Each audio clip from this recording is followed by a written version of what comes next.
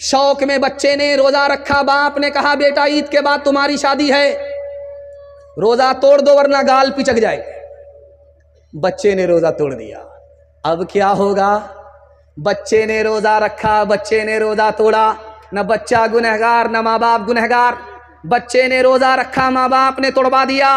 बच्चा गुनहगार नहीं होगा, बच्चे की तरफ से माँ बाप गुनहगार। छोटा गुनाह नहीं, गुनाह कबीरा होगा।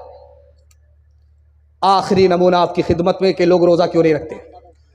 बड़े बूढ़े से मुसाफा कीजिए, पूछिए कि आप बीमार हैं तो कहेंगे अल्हम्दुलिल्लाह मैं बीमार नहीं। आपको शुगर है? अल्हम्दुलिल्लाह शुगर नहीं है। आपको प्रेशर है? अल्हम्दुलिल्लाह प्रेशर नहीं है।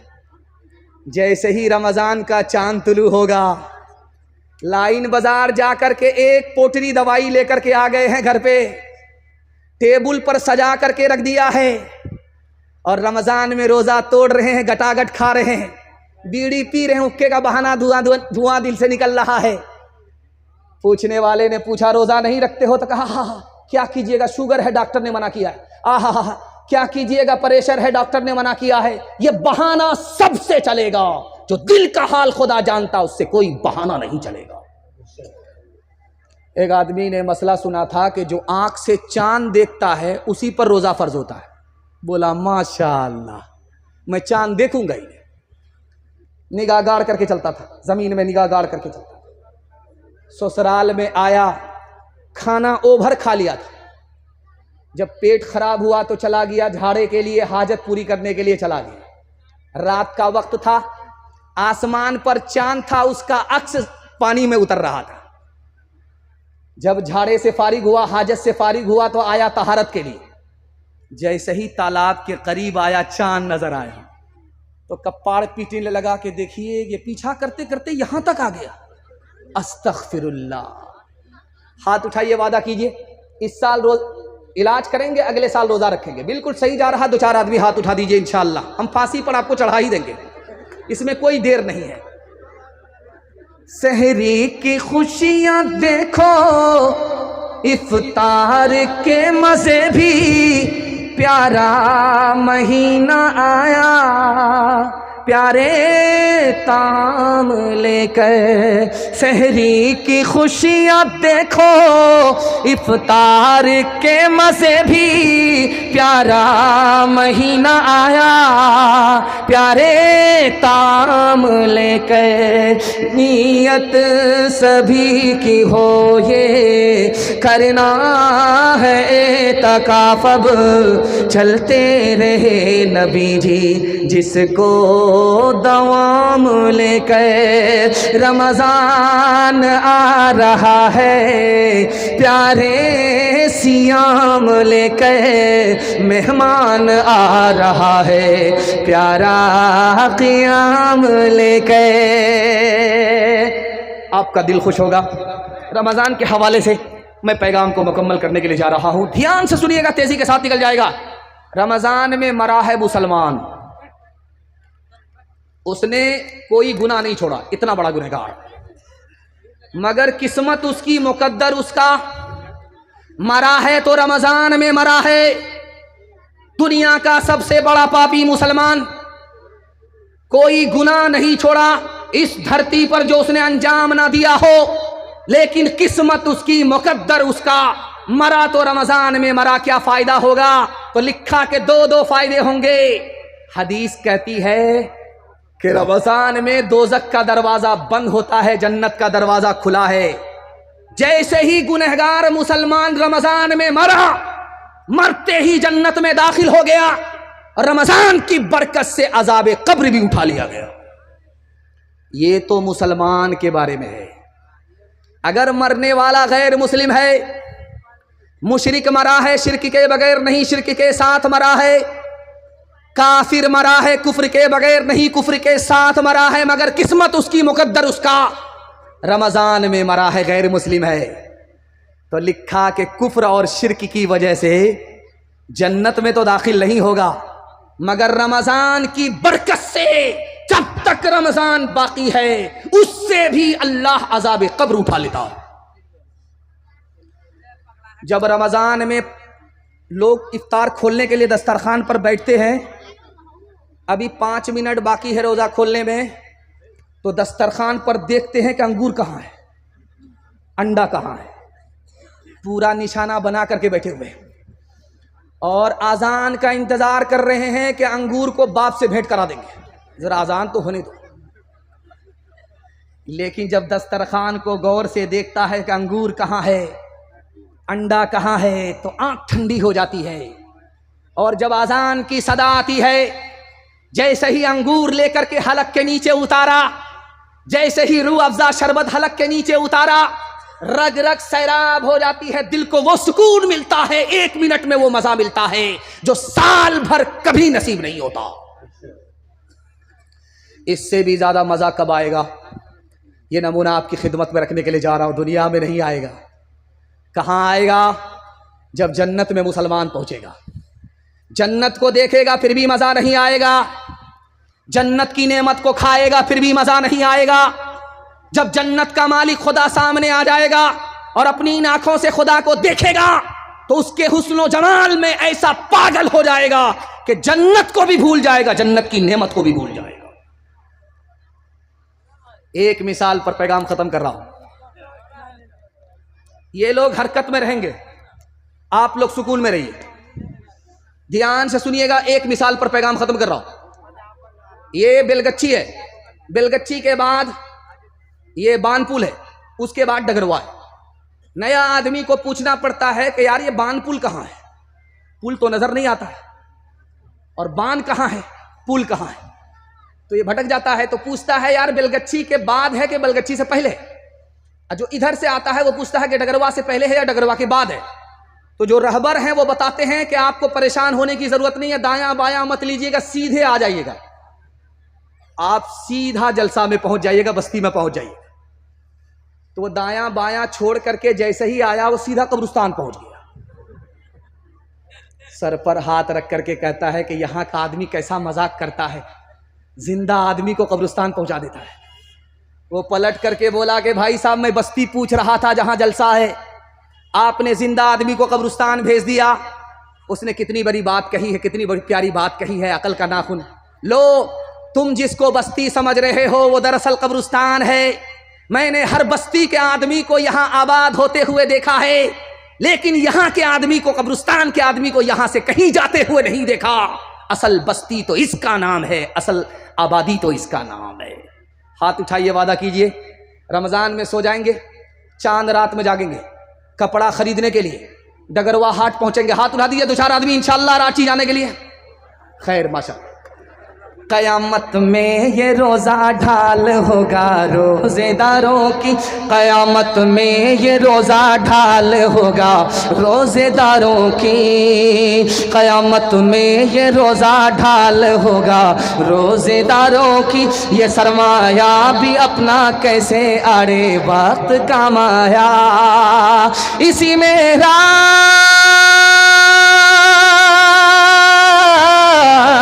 इसी में रात इकाई हजारों माह से अफजल, कि जिसमें चश्मे रहमत से बंदों को सलाम आया, कि जिसमें चश्मे रहमत से बंदों को सलाम आया। आखिरी पैगाम आपकी खिदमत में और जहमत तमाम। ये ऑपरेटर इतना शानदार है कि मुझे इनको देख करके ही महसूस हो गया था कि जलसा को कामयाब करने में सबसे बड़ा इसका हाथ रहा। माशाल्लाह इतनी अच्छी सर्विस है इनकी, इसको अंदाज़ा है कि कहाँ बढ़ाना है कहाँ घटाना है। और ये माइक इतना जवान है, अगर मैं इससे टकरा गया मुझको बूढ़ा कर देगा। मैं संभल करके आपको बयान सुना रहा हूँ। इतनी दूर से मैं चल करके आपकी खिदमत में आया हूँ। आप बोलेंगे बगल का है, लेकिन जलसा चल रहा है। एक कोने में जलसा होता है, वहाँ से निकल करके दूसरे कोने में आना पड़ता है, फिर यहाँ से जलसा करके तीसरे कोने में निकलना पड़ता है। बहुत दूर से मैं आपकी खिदमत में आया हूँ, लेकिन 3 मिनट का पैगाम सुनाने के लिए आया हूँ। और कुर्सी पर बैठ करके मैं गारंटी लेता हूँ, आपके हाथ में भी पैसा होगा, जेब में भी पैसा होगा, घर में भी पैसा होगा।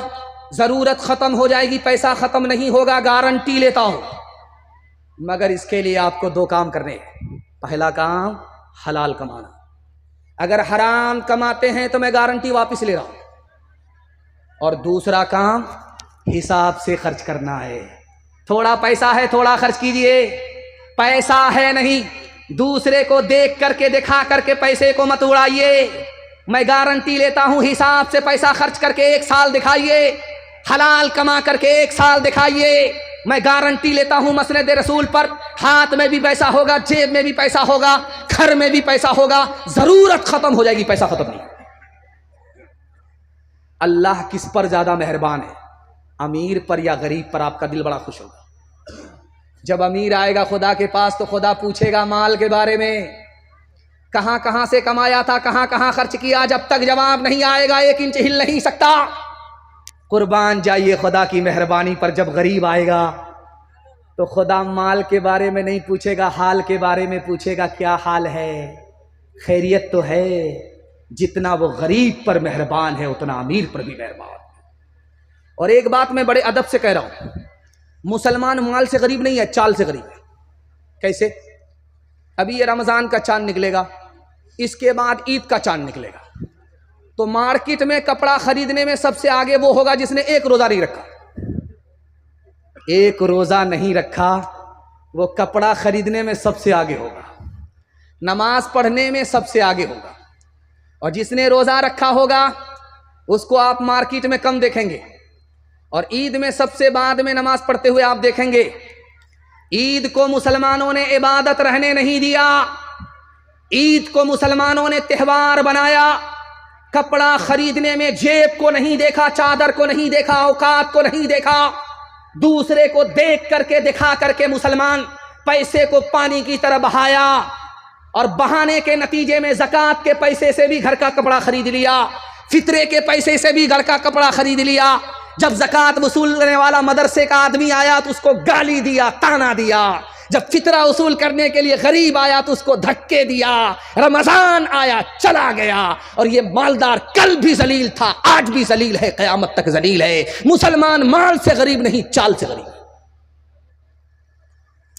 हाथ उठाइए, वादा कीजिए गरीबों पर मेहरबान होंगे इंशाअल्लाह, हकदार का हक अदा करेंगे इंशाअल्लाह, जो खुदा से नहीं मिला ससुर से लेंगे इंशाअल्लाह। खैर माशा। एक मिसाल पर पैगाम खत्म कर रहा हूं। एक आदमी रोजा रखता नहीं था, मगर बीवी से कहता था पकौड़ी बनाओ, फुलौरी बना। उसका पेट था कि इंडिया गेट था, पूरा दस्तरखान खा जाता था। पेट भी भरता नहीं था, पेट फटता भी नहीं था, लेकिन वो रोजा तोड़ता कैसे था आपको सुन करके हैरत होगी। जब उसको भूख लगती थी, प्यास लगती थी, लुंगी गमछा लेकर के दरिया में डुबकी लगाता था, और नीचे मुंह खोला, जी भर करके पानी पी लिया, ऊपर आकर के दस्तरखान पर बैठता था, पूरा दस्तरखान चाट जाता था। 99 दिन चोर के 1 दिन को तो आल का। आदत के मुताबिक जैसे ही डुबकी लगाई, मुंह खोला, टिंगड़ा मछली चली गई। दायां काटा दाईं तरफ, बायां काटा बाईं तरफ, मुंह बा दिया। अब डॉक्टर के पास जब मछली को ऑपरेशन करके निकालने के लिए लाया गया तो डॉक्टर सर पकड़ करके बैठ गया कि किस मनहूस को लेकर के आए। अगर आदमी सोएगा, मुंह खोलेगा तो मक्खी जाएगी, ये मछली कैसे गई? तब समझ में आया कि ऊपर से फीट फाट था, नीचे से मकामा घाट था।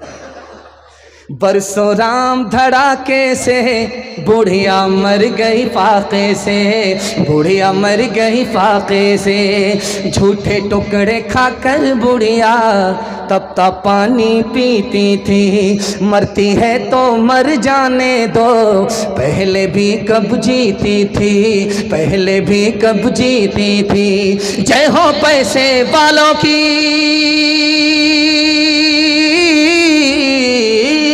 जय हो पैसे वालों की, गेहूं के दलालों की। उनका हद से बढ़ा मुनाफे, कुछ ही कम है डाके से, कुछ ही कम है डाके से। बरसों राम धड़ाके से बुढ़िया मर गई फाके से। कल युग में भी मरती है, सतयुग में भी मरती थी। ये बुढ़िया इस दुनिया में सदा ही फाके करती थी, सदा ही फाके करती थी। जीना उसको रास न था, जीना उसको रास न था, पैसा उसके पास न था। उसके घर को देख के लक्ष्मी मुड़ जाती थी ना कैसे, मुड़ जाती थी ना कैसे। बरसों राम धड़ाके से बुढ़िया मर गई फाके से। 5 से 7 मिनट मेरे हिस्से का जलसा है, आप लोग सुनेंगे, मरने के बाद अमल करेंगे। हाथ उठाइए इंशाअल्लाह, हाँ उठाइए। मैं चचा देख चुका हूँ, आप बराबर मेरा साथ दे रहे हैं। ध्यान से सुनिएगा, तेजी के साथ निकल जाएगा। बड़ा खूबसूरत पैगाम आप देख रहे हैं। ये मर्दों का पिंडाल है और बगल ही में औरतों का पिंडाल होगा। आप सरकारी हॉस्पिटल में जाइए और स्कूल में जाइए तो वहां पर दीवार में लिखा रहता है बेटी बचाओ बेटी पढ़ाओ। और ट्रक जब पास करेगा तो पीछे देखिएगा तख्ते पर लिखा रहता है बेटी बचाओ बेटी पढ़ाओ। लेकिन ये कहीं लिखा नहीं रहता है बेटा बचाओ बेटा पढ़ाओ। क्यों भाई? ये राज क्या है आपको बताने के लिए जा रहा हूं। जब मैं आपको सुनाऊंगा तो कलेजा मुंह को आ जाएगा, आप खून के आंसू रोएंगे। ऐसा लिखा रहता है दीवार पर बेटी बचाओ बेटी पढ़ाओ, लेकिन ये कहीं लिखा नहीं है बेटा बचाओ बेटा पढ़ाओ। बात क्या है? तो लिखा कि इस हिंदुस्तान में 1 साल में 10 लाख लड़की को मार दिया जाता है, बेटे को बचाया जाता है, बेटी को मारा जाता है। ये मारने वाले घर से बाहर के लोग नहीं हैं, घर के अंदर के लोग हैं, माँ बाप हैं। 1 साल में 10 लाख लड़कियों को जिंदा जान से मार देते हैं। कैसे मारते आपको हैरत होगी। जब अल्ट्रासाउंड मशीन ने बताया कि पेट में बेटा है तो माँ भी खुश होती है, बाप भी खुश होता है। चलो क्या फर्क पड़ता है, बरकत आ रही है। ई कदर आ कदर ई कदर आ कदर ई कदर आ कदर 1 दर्जन आ गए, न माँ परेशान न बाप को परेशानी। लेकिन जैसे ही अल्ट्रासाउंड मशीन ने बताया कि पेट में बेटी है तो माँ से ज्यादा बाप परेशान। इस साल माँ ने पैदा किया है, अगले साल यही बाप पैदा करेगा। अब उसको इंजेक्शन के जरिए गिरा दिया गया, गोली खिला करके गिरा दिया गया। 1 साल में माँ बाप के करतूत से 10 लाख मासूम लड़कियों की जान चली गई। इसलिए लिखा रहता है बेटी बचाओ बेटी पढ़ाओ। सर झुका करके बैठा हुआ था, नर्स ने आकर के खबर दिया कि तुम बेटे के बाप हो गए। सर गाड़ करके बैठा हुआ था। जैसे ही नर्स ने खबर दिया कि तुम बेटे के बाप बन गए, सर उठाता है, सीना तानता है, आसमान की तरफ देख रहा है कि जिब्रील वही लेकर के आ रहे हैं। बाप का नाम सुनते ही, बेटे का नाम सुनते ही बाप का सीना चौड़ा हो, सर उठा करके बैठा हुआ था। नर्स ने खबर दिया कि तुम्हारे घर में बेटी हुई है। सर ऐसा गाड़ करके बैठा, सीधा मक्का पहुंच गया। अब हज के बाद ही वापिस आएगा। बेटी पैदा हो मायूस हो जाता है, बेटा पैदा हो बड़ा खुश होता है। पहला सितम। दूसरा सितम दिखाने के लिए जा रहा हूं। ये पूर्णिया है, यहां से भी लोग हज करने के लिए जाते हैं, उम्रा करने के लिए जाते हैं। जब हज में जाते हैं तो बेटी को नहीं बुलाते, बेटा को बुलाते। बेटा को कान में कहते हैं बेटा मैं सफर में जा रहा हूं, पता नहीं जिंदा आऊंगा या जनाजा उठेगा। जमीन के तुम मालिक हो, मकान के तुम मालिक हो, अकाउंट बैलेंस के तुम मालिक हो। बेटी को बुलाया नहीं, बेटे को सब चीज का मालिक बना दिया। जब वहां से वापिस आया तो बेटी को बुला रहा है, ये कहने के लिए कि बेटी मैं तुम्हारे लिए मदीने का तबर्रुक खजूर लेकर के आ रहा हूं, बेटी मैं मक्का का तबर्रुक जमजम लेकर के आ रहा हूं। अब बेटी को बुलाया, बेटा को माला माल किया, बेटी को कंगाल किया, जमजम दे करके खुश कर रहा है। किताबों में मसला लिखा, न हज कबूल होगा न जन्नत की गारंटी है। एक तरफ लड़की का बाप बैठा हुआ है, एक तरफ लड़के का बाप बैठा हुआ है। तो लड़की के बाप से लड़के का बाप कह रहा है समझी नीचे से तो सब कुछ दे रहे हैं, कुछ ऊपर से भी बढ़ा दीजिए। अब उसका सर चकरा गया कि गाड़ी नगद दे रहा हूं, पैसा नगद दे रहा हूं, सामान नगद दे रहा हूं, और मेरा महर उधार कब देगा इसका भी पता नहीं। ऊपर से क्या बढ़ाने के लिए बोलता है। तो इधर से बेटी वाला बोलता है समझी हाजी साहब अरे सब कुछ तो नीचे से दे रहा हूं, पर क्या बढ़ाने के लिए बोलने मुझे समझ में नहीं आया। ये खिसिया करके कहता आप इशारा भी नहीं समझते। 100 गाड़ी बारात लेकर के आऊंगा, तेल का पैसा भी आपको लगेगा, दोबारा खर्च भी आपको लगेगा। हलवाई की दुकान नाना जी का फातिहा। हाथ उठाइए, वादा कीजिए अपनी शादी में अपने बेटे की शादी में कोई डिमांड नहीं करेंगे, हाथ उठा दीजिए इंशाअल्लाह। अच्छा गौर कीजिए, इसमें उन लोगों ने भी हाथ उठाया है जिनकी शादी हो चुकी है। अगर ये कैमरा वाले इस हाथ को इनकी बीवी तक पहुंचा दे तो वो जहर खिला करके कहां पहुंचाएगी। कितना सच है कितना झूठ है, कितना हक है कितनी लूट है, कितना हक है कितनी लूट है। रख सभी का लाज कुछ न बोल, क्या है ये समाज कुछ न बोल, क्या है ये समाज कुछ न बोल। ढोल का ये पोल सिर्फ देख ले, ऐ दिल ज़बान खोल, सिर्फ देख ले, ऐ दिल ज़बान खोल, सिर्फ देख ले। मान ले जहाँ की बात को, दिन समझ ले काली रात को, दिन समझ ले काली रात को। चलने दे यूं ही ये सिलसिला, कुछ न बोल किसको क्या मिला, कुछ न बोल किसको क्या मिला।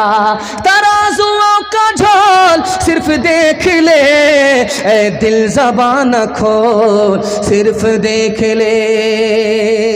मुझे लगता है कि मैं सुनाता रह जाऊंगा, आप लोग सुनते रह जाएंगे, दूसरे मेहमान को मौका नहीं मिलेगा। और आप लोग इतनी मोहब्बत से सुन रहे हैं, मुझे यकीन है कि मैं जितना भी सुनाऊँ मैं थक जाऊंगा, लेकिन आपकी प्यास ख़त्म नहीं होगी। ये जलसे की कामयाबी की दलील है कि पैगाम ख़त्म हो रहा है, प्यास बाकी है। अल्लाह ज़मीन से लेकर के आसमान तक इस जलसे को कबूल फरमाए। आखिरी पैगाम सुना देता हूँ 3 मिनट का, आप लोग यहाँ से लेकर के वहाँ तक सुनने के लिए तैयार हैं? जोश के साथ हाथ उठाइए इंशाअल्लाह।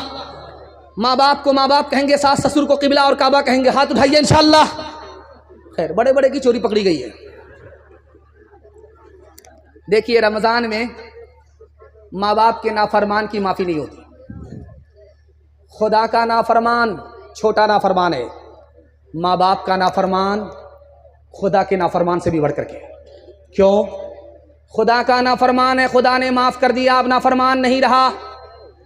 और माँ बाप का नाफरमान, अगर माँ बाप माफ़ ना करे तो खुदा भी माफ़ नहीं करता। खुदा के नाफरमान से बढ़कर माँ बाप का नाफरमान। रमज़ान आया और चला गया, अगर उसने तौबा नहीं की, उसकी माफ़ी नहीं हुई। जब रमज़ान में माफ़ी नहीं हुई तो कब माफ़ी होगी?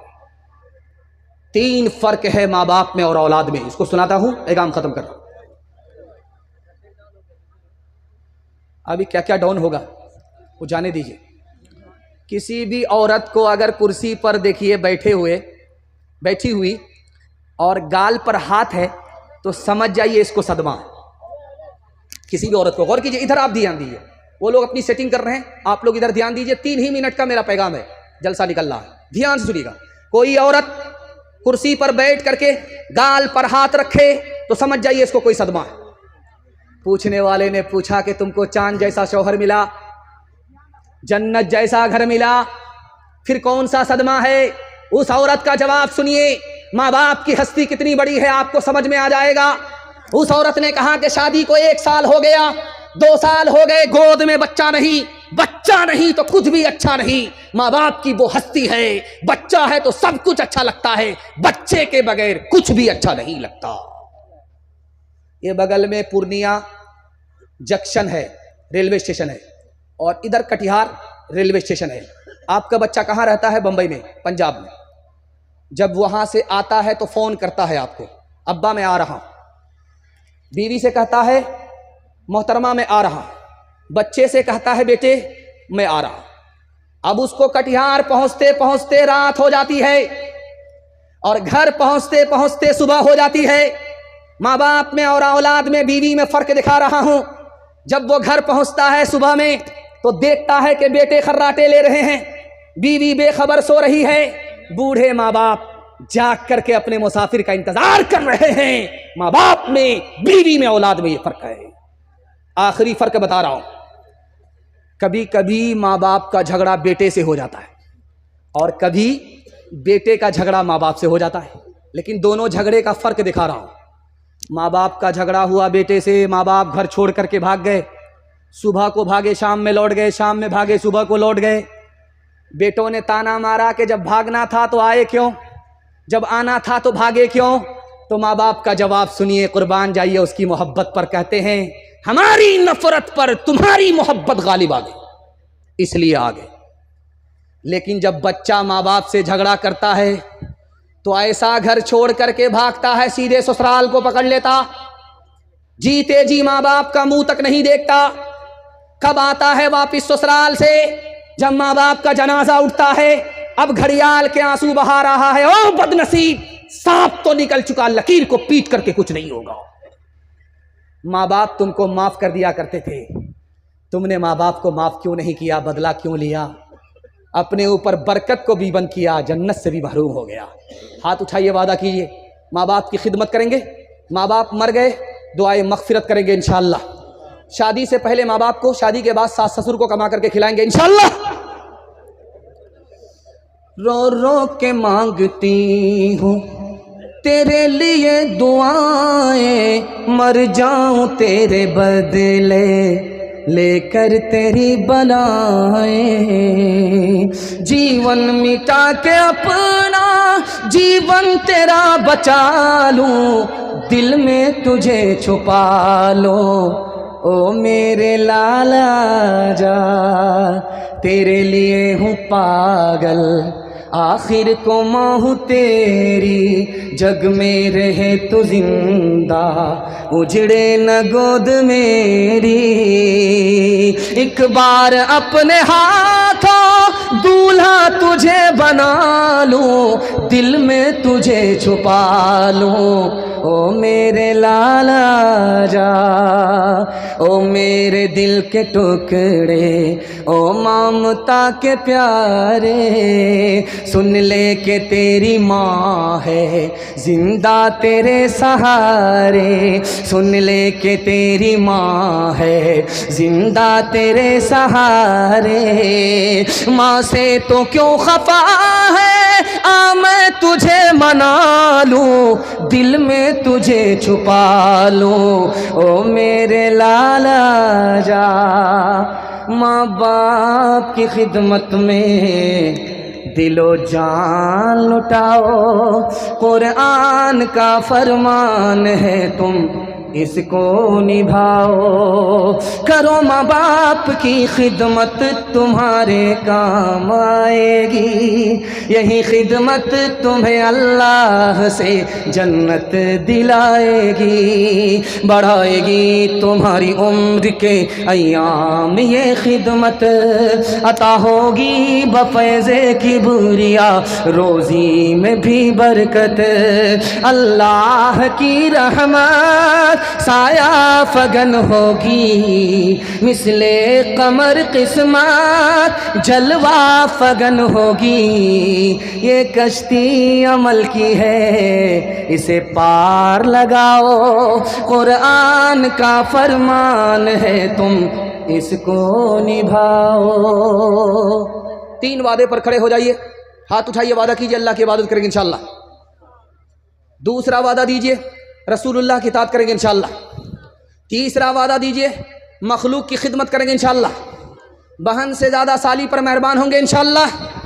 न किताबों से नवाजों से नज़र से पैदा, दीन होता है बुजुर्गों की नज़र से पैदा। नहीं सीखा इन्होंने दीन रहकर शेख के घर में, पले कॉलेज के चक्कर में, मरे साहब के दफ्तर में, थे केक के चक्कर में तो रोटी भी गई, बड़ी शेख की ताक में थे तो छोटी भी गई, न मानी बात वाइस की, थे पतलून के चक्कर में तो लंगोटी भी गई। वाखिर दावाना अनिल हम्दुलिल्लाहि रब्बिल